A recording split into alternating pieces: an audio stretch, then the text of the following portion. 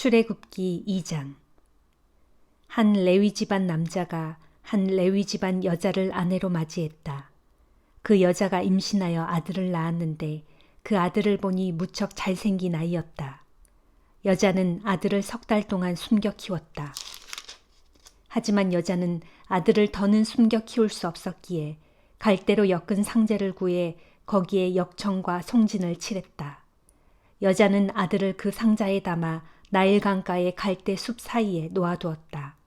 그 아이의 누이는 자기 동생에게 무슨 일이 일어날까 걱정이 되어 멀리서 그 아이를 지켜보고 있었다. 파라오의 딸이 목욕하러 강으로 내려왔고 시녀들은 강가를 거닐었다. 파라오의 딸은 갈대 사이에 놓인 웬 상자를 발견하고 시녀들을 시켜 그 상자를 가져오게 했다. 파라오의 딸이 상자를 열자 그 상자 속에서 웬 사내 아이가 울고 있었다. 그녀는 그 아기를 불쌍히 여겨 중얼거렸다. 히브리 사람의 아이로구나. 바로 그때 아기의 누이가 파라오의 딸에게 다가가 말했다. 제가 가서 이 아이에게 젖을 먹여줄 히브리 유모를 구해올까요? 파라오의 딸이 그 아기의 누이에게 대답했다. 그렇게 하라. 그 소녀는 달려가 그 아기의 엄마를 데려왔다. 파라오의 딸이 그 아기의 엄마에게 말했다. 나 대신 이 아이에게 젖을 먹여주시오. 내가 그 수고한 삭슬 드리지요. 그 여인은 아기를 데려가 자기 젖을 먹여 키웠다. 아이가 자랐다. 아이의 엄마는 아이를 파라오의 딸에게 데려왔다. 파라오의 딸은 그 아이를 자기 아들로 삼고 이름을 모세라 지으면서 말했다. 이 아이를 내가 물에서 건져냈기 때문이다. 세월이 흘렀다. 모세는 어엿한 어른이 되었다. 어느 날 그는 자기 동족들이 있는 곳으로 나갔다가 그들이 고된 노동을 하는 모습을 보았다. 때마침 한 이집트 사람이 자기 동족인 히브리 사람을 마구 때리는 광경이 그의 눈에 들어왔다. 모세는 주위를 둘러보고 아무도 없다는 것을 확인한 뒤 그 이집트 사람을 쳐 죽이고 그 시체를 모래 속에 감추었다. 이튿날 모세는 다시 그곳으로 나갔다. 모세는 히브리 사람 둘이 서로 싸우는 모습을 보고 잘못을 저지른 사람에게 따져 물었다. 당신은 왜 동족을 때리시오? 잘못을 저지른 그 히브리 사람이 말했다. 당신이 우리의 지도자요 재판관이요. 당신은 지난번엔 이집트 사람을 때려 죽이더니 이제는 나도 그렇게 죽일 참이요? 모세는 겁이 나서 중얼거렸다. 그 일이 다 알려지게 되었구나. 큰일이다. 파라오는 그 소식을 전해 듣고 모세를 죽이려 들었다. 모세는 파라오를 피해 미디안 땅으로 도망갔다. 어느 날 모세가 우물가에 앉아 쉬고 있을 때였다. 미디안 땅의 제사장에게는 7 딸들이 있었다. 그 딸들이 자기 아버지의 양떼에게 물을 먹이러 모세가 앉아있는 우물가로 와서 구유통에 물을 채웠다. 그때 다른 양치기 몇이 그 우물가로 왔다. 그들은 그 7 딸들을 쫓아내려 했다. 그러자 모세는 자리에서 일어나 그 딸들을 편들어 양떼에게 물을 먹였다.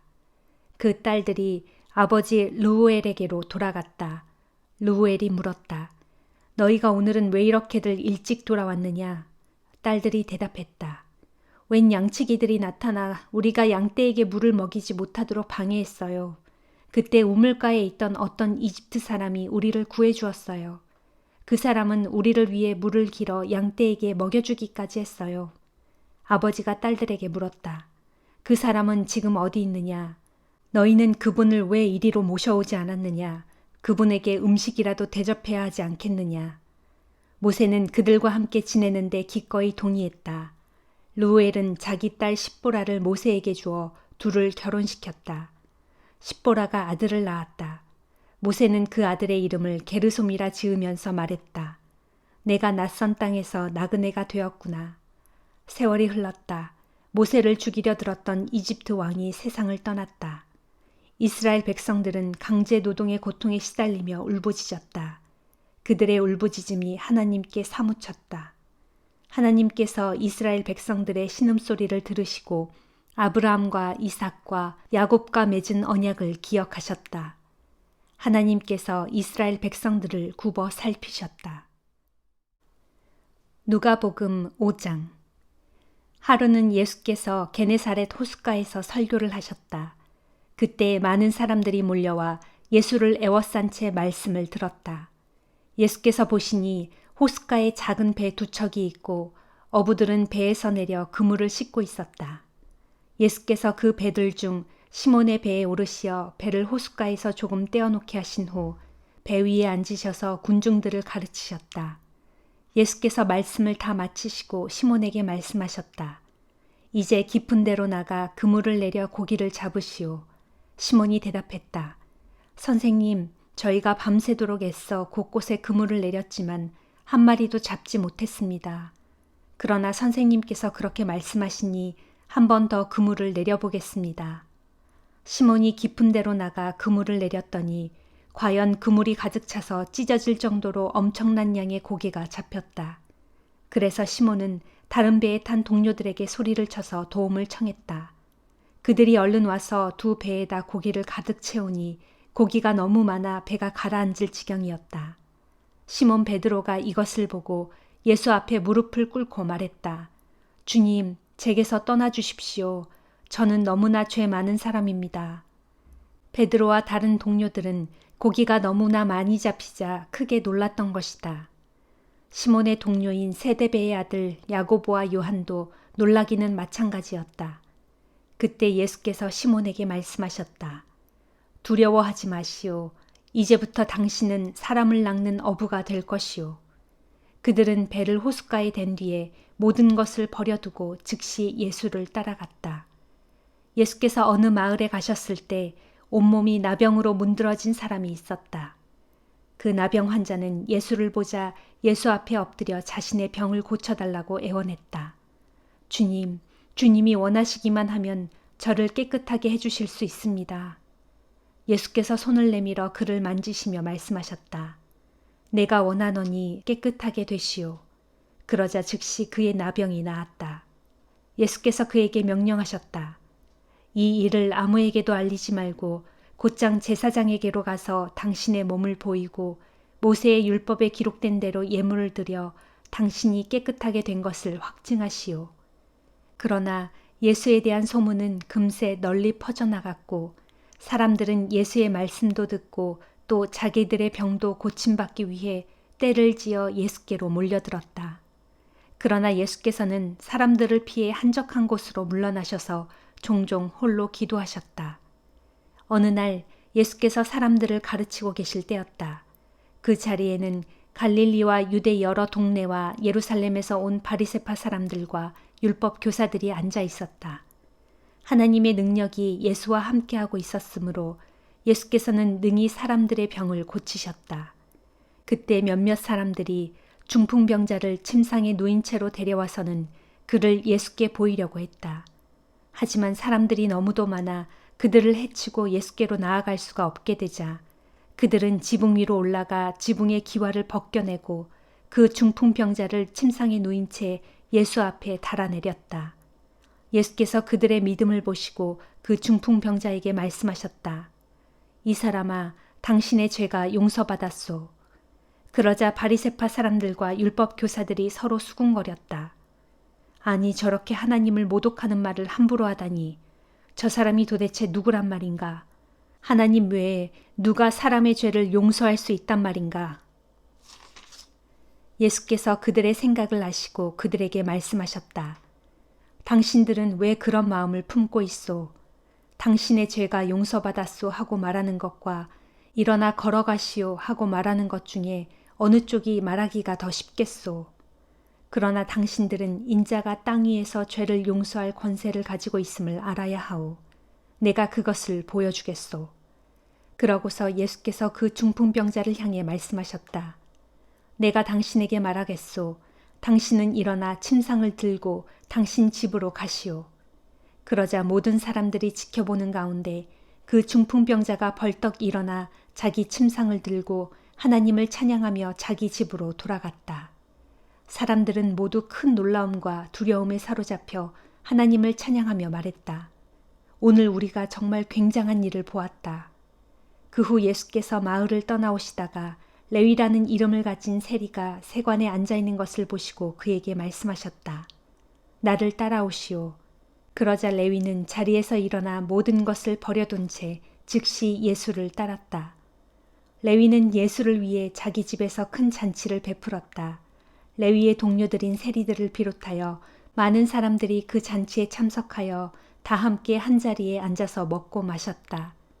그러자 바리새파 사람들과 율법 교사들이 예수의 제자들을 비방했다. 당신들은 어찌하여 세리들이나 죄인들과 어울려 함께 먹고 마시는 것이요. 그 말을 듣고 예수께서 그들에게 말씀하셨다. 건강한 사람에게는 의사가 필요하지 않소. 그러나 병든 사람에게는 의사가 필요하오. 나는 의인들을 부르러 이 땅에 온 것이 아니라 죄인들을 불러 회개시키려고 왔소. 사람들이 예수께 말했다. 세례 요한의 제자들은 자주 금식하면서 기도하고 바리새파 제자들 역시도 그렇게 합니다. 그런데 당신의 제자들은 왜 금식하지 않고 먹고 마시기만 합니까? 예수께서 대답하셨다. 당신들은 결혼잔치에 온 신랑의 친구들에게 금식을 시킬 수 있소? 하지만 신랑이 죽임을 당할 날이 올 것인데 그때에는 그들도 금식을 할 것이오. 예수께서 다시 비유를 들어 그들에게 말씀하셨다. 낡은 옷을 기우려고 새 옷에서 천조각을 베어내는 사람은 없소. 그러면 새 옷이 못 쓰게 될 뿐만 아니라 낡은 옷에도 새 천조각이 어울리지 않기 때문이요. 또한 새 포도주를 낡은 가죽 부대에 담는 사람도 없소. 그렇게 하면 낡은 가죽 부대가 터져서 포도주가 다 쏟아지고 부대도 버리게 될 것이기 때문이요. 새 포도주는 새 부대에 담아야 하오. 묵은 포도주를 마신 사람은 새 포도주를 원하지 않소. 묵은 것이 좋다는 것을 누구나 다 알기 때문이요. 욥기 19장. 빌닷의 말이 끝나자 욥이 대답했다. 자네들은 언제까지 그렇게 내 영혼을 괴롭힐 참인가? 언제까지 그렇게 아픈 말로 내 마음을 갈기갈기 찢어놓을 셈인가? 자네들은 10번이나 나를 비난했네. 자네들은 나를 그렇게 의심하고 비난하며 몰아쳐놓고도 조금도 부끄러워하지 않는군. 내가 정말 무슨 잘못을 저질렀다 하더라도 그것은 어디까지나 내 허물일 뿐일세. 자네들이 나보다 더 낫다고 생각하고 내가 수치와 모욕을 당하는 것이 마땅하다고 주장할지라도 나를 거꾸러뜨려 이 지경으로 만들어 놓으신 분은 하나님이시네. 오직 하나님께서 자신의 그물로 나를 내리덮쳐 애워싸신 것이라네. 보라, 내가 아무리 억울하다 하고 부르짖어도 아무런 답변도 없고 내가 아무리 살려달라 하고 큰 소리로 부르짖어도 공정한 처분을 기대할 수 없네. 그분께서 몸소 내 앞길을 막으시니 내가 어찌 한치인들 앞으로 나갈 수 있겠는가. 그분께서 친히 내 길에 어둠을 깔아놓으시니 내가 어찌 한 발인들 앞으로 움직일 수 있겠는가. 그분께서 내 영예를 발가벗기시고 내 머리에서 왕관을 벗겨버리셨다네. 그분께서 사방에서 나를 마구 치시니 이 몸이 쓰러질 수밖에 더 있겠는가. 나무가 뿌리째 뽑히듯 내 소망도 송두리째 뽑히고 말았다네. 그분께서 나에게 분노를 바라시고 나를 마치 원수처럼 대하셨네. 그분의 군대가 한꺼번에 몰려와서 내 집의 사방 주위에 진을 쳐 포위하셨네.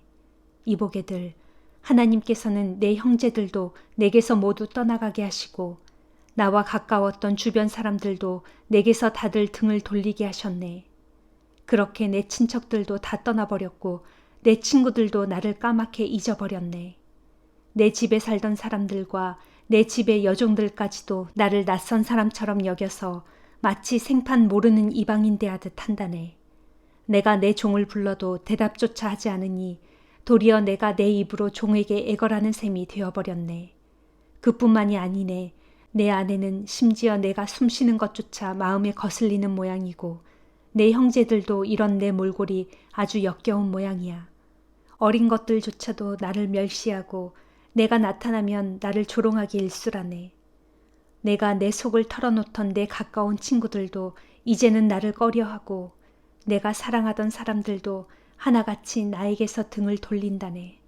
내 몰골을 보게나 나는 뼈와 가죽밖에 남지 않았고 잇몸으로 겨우 연명하는 신세가 되었다네. 이복의 친구들, 그러니 자네들만이라도 나를 불쌍히 여겨주게나. 나를 더 이상 구박하지 말고 제발 불쌍히 여겨주게나. 하나님께 사정없이 두들겨 맞은 이 몸이 불쌍하지도 않은가? 그런데 어찌하여 자네들은 마치 하나님께서 하시듯 나를 이토록 핍박하고 못살게 구는가? 내 몸이 이 꼴인데도 아직도 충분치 않다는 것인가? 오, 누군가 내가 하는 말을 기록해 둔다면 좋으련만. 내 말이 종이 두루마리에 기록될 수 있다면 좋으련만. 철필로 나판 위에 새겨지거나 바위 위에 영원히 새겨질 수 있다면 좋으련만. 그러나 나는 확신하고 있다네. 나를 이 사망의 구렁텅이에서 건져주실 나의 구원자는 정녕 살아계시고 언젠가 그분께서 나를 변호해 주시기 위해 이 땅에 우뚝 서시리라는 것을 나는 분명히 알고 있다네. 내가 죽어 내 육체, 내 살가죽이 다 썩은 뒤에라도 이 몸은 결국 하나님을 뵙게 될 걸세. 장차 내가 하나님을 꼭 뵐 것이네. 나의 이 두 눈으로 반드시 하나님을 뵙게 될 것이네. 그때에 분명 하나님이 내게 낯설지 않을 것이네.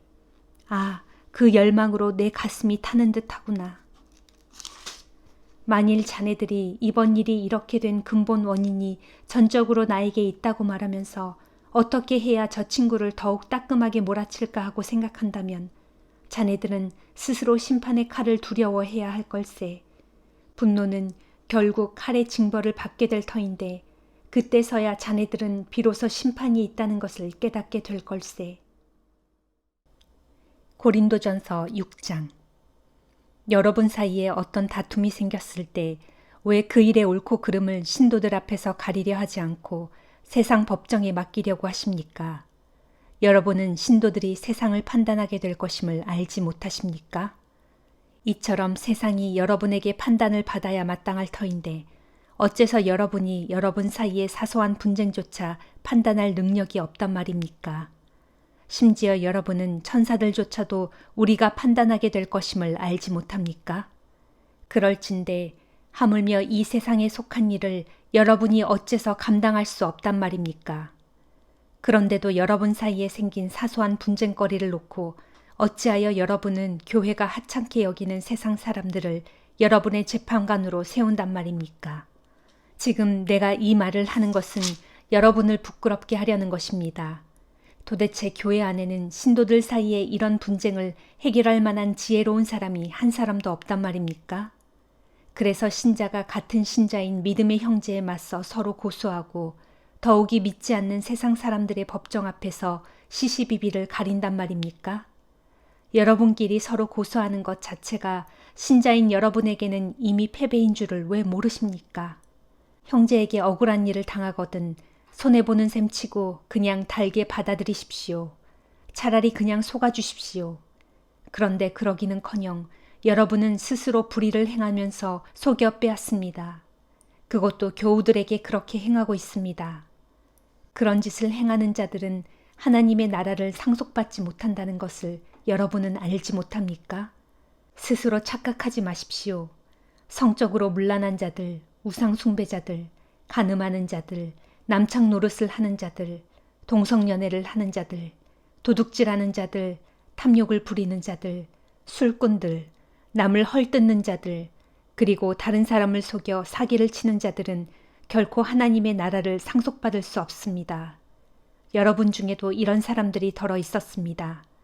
그러나 여러분 대다수는 우리 주 예수 그리스도의 이름으로 또 우리 하나님의 성령으로 죄 씻음을 받아 거룩하게 되었고 의롭게 되었습니다. 나에게는 모든 것이 다 허용되어 있습니다. 하지만 모든 것이 다 유익한 것은 아닙니다. 나에게는 모든 것이 다 허용되어 있습니다. 하지만 나는 아무 것에도 얽매이지 않을 것입니다. 음식은 배를 채우기 위해 있고 배는 음식으로 채워지기 위해 있습니다. 하지만 하나님께서는 음식도 배도 둘 다 모두 없애버리실 것입니다. 우리 몸은 성적인 문란함을 위해서 있는 것이 아니라 주님의 영광을 나타내기 위해서 있는 것이며 또한 주님은 우리 몸을 위해 계십니다. 하나님께서 우리 주 예수를 죽은 자들 가운데서 살리셨으니 그분의 권능으로 우리 역시 죽은 자들 가운데서 살리실 것입니다. 여러분은 여러분의 몸이 그리스도의 지체라는 것을 알지 못합니까? 그러할진대 그리스도의 지체인 여러분이 창녀와 몸을 섞음으로써 창녀의 지체가 되게 해서야 되겠습니까? 절대로 그럴 수 없습니다. 창녀와 몸을 섞으면 그 사람은 창녀와 한 몸이 되어버린다는 것을 왜 알지 못한단 말입니까? 성경에 보면 두 사람이 결합하여 한 몸이 될 것이다라는 말씀이 있습니다. 그러나 여러분이 자기 자신을 주께 바침으로써 주와 합한다면 여러분은 주와 한 영이 됩니다. 그러므로 성적으로 방탕해서는 결코 안 됩니다. 세상의 다른 모든 죄는 몸 밖에서 저질러지는 것이지만 성적인 음행의 죄는 자기 몸에게 죄를 짓는 것입니다. 여러분의 몸은 성령의 집입니다. 즉, 여러분 안에는 하나님께로부터 주어진 성령이 상주하고 계시는 바, 곧 성령의 집인 것입니다. 여러분의 몸은 여러분 자신의 것이 아닙니다. 하나님께서 값을 치르고 여러분을 사셨기 때문입니다. 그러므로 여러분은 모쪼록 여러분의 몸으로 하나님께 영광을 돌리십시오. 아멘.